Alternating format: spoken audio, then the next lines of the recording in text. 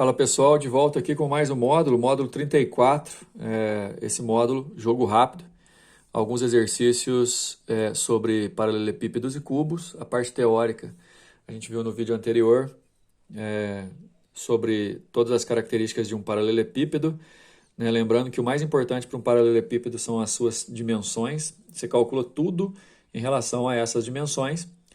E os exercícios agora que seguem são exercícios um pouco mais elaborados do que aqueles que a gente fez no módulo 33.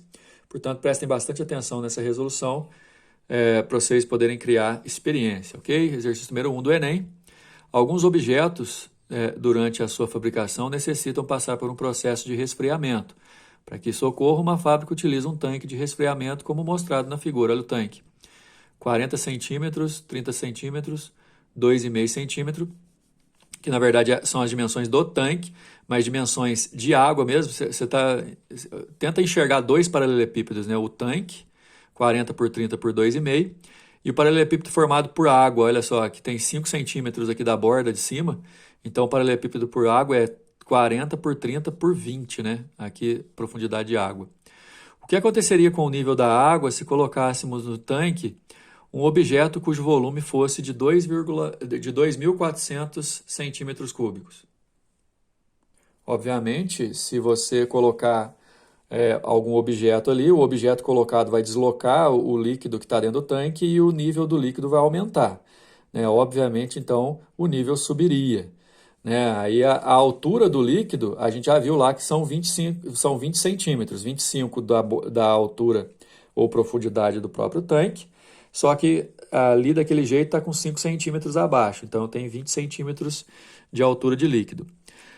Se eu colocar um objeto lá, em relação aos 40 centímetros e aos 30 centímetros, isso não vai alterar no nível de líquido superiormente falando. Então, o volume desse objeto que vai ser colocado, sendo 2.400, vai ser o volume acrescido naquele tanque, e, portanto, o volume que vai ser acrescido, que vai ocasionar o aumento do nível, 30 vezes 40 vezes o x é igual a 2.400. Ou seja, esse x aqui, ó, é o tanto que o líquido vai aumentar de nível ali na hora que eu colocar esse objeto de 2.400. Não esquece, né, que quando um objeto é colocado no líquido, se ele afunda, todo aquele volume vai ser deslocado, é como se você estivesse acrescentando um volume para poder aumentar a altura atingida pelo líquido ali no tanque. Então, 30 vezes 40 dá 1.200, eu passo dividindo, vai subir 2 centímetros, ficando com 22, a nossa resposta, letra C. Número 2, a cerâmica possui a propriedade da contração, que consiste na evaporação da água existente em um conjunto ou bloco cerâmico submetido a uma determinada temperatura elevada, em seu lugar aparecendo espaços vazios, que tendem a se aproximar. No lugar antes ocupado pela água vão ficando lacunas e, consequentemente, o conjunto tende a retrair-se. Considere que o processo de cozimento da cerâmica de argila sofre uma contração em dimensões lineares de 20%. Em dimensões lineares. Então, é como se fosse assim, se você pegar um cubo, que eu acho que vai ser o caso do exercício, cada aresta vai diminuir 20%. Levando em consideração o processo de cozimento e a contração sofrida, o volume V de uma travessa de argila de forma cúbica de aresta A diminui para um valor que é, olha só, o volume original, já que tem a forma de um cubo de aresta A, é A ao cubo. O novo volume, que a gente está chamando na resolução aqui de V', e que vai ser calculado logo após o cozimento, se a aresta desse cubo de argila valia A e vai diminuir 20%, 20% de A é 0,2 A. Isso significa que a nova aresta não vai valer A mais, vai valer 0,8 de A.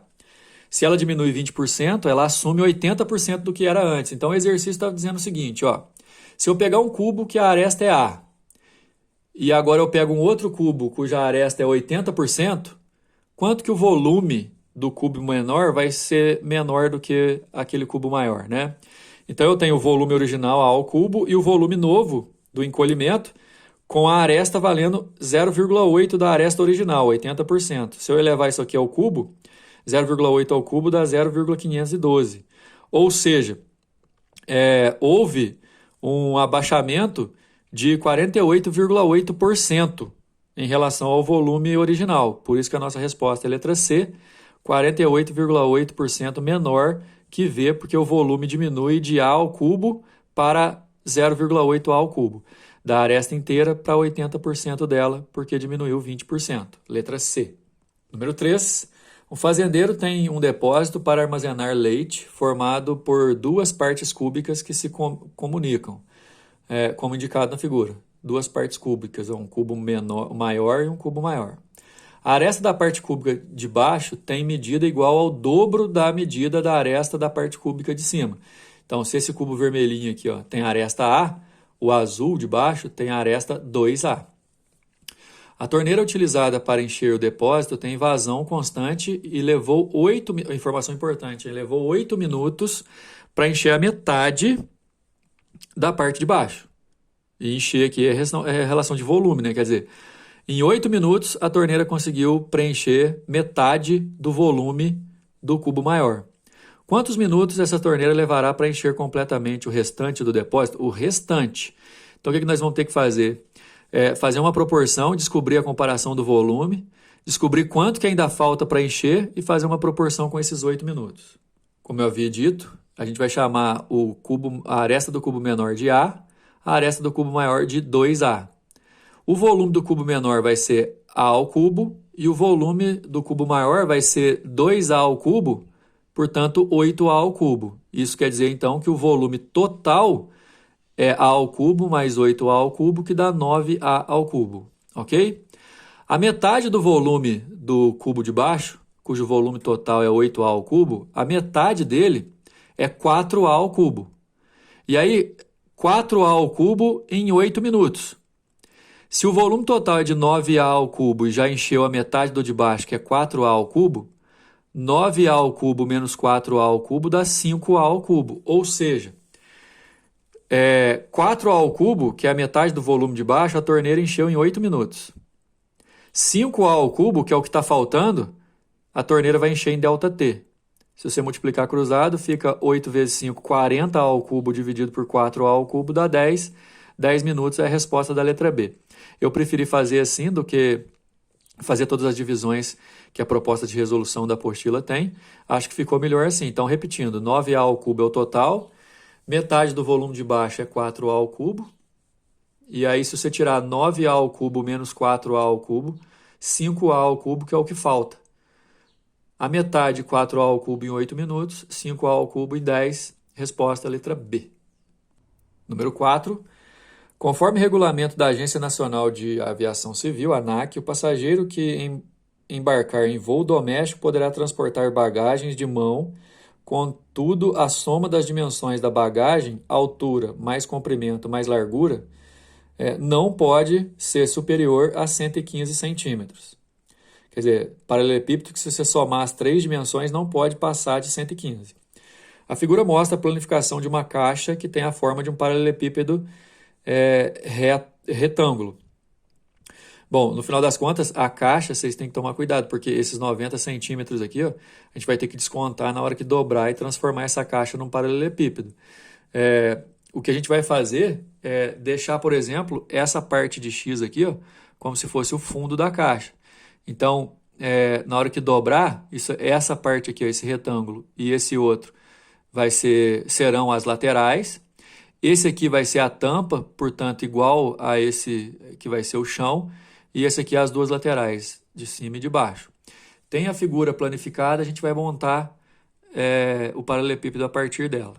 Na proposta de resolução, tem uma situação muito boa que é dar nome aos vértices, né? Por exemplo, aquela parte que eu chamei que seria a base, a gente deu o nome ao vértice aqui, ABGH, né? Para a gente poder distribuir essas dimensões, né? Na hora da gente coincidir os vértices e tudo mais. Então, se eu tinha 90 centímetros de H até A gente vai ter que descontar os 24 de cada lado para dar 42 na dimensão. Então, a nossa mala vai ter x, que é aqui, né, por 42, que eu vou descontar. Aqui tudo tem 90. Se eu descontar 24 aqui e 24 aqui, porque tem que encaixar com esse 24, 90 menos 24 de cada lado dá 42, que vai ser essa medida aqui. Então, a caixa vai ser x por 42 por 24.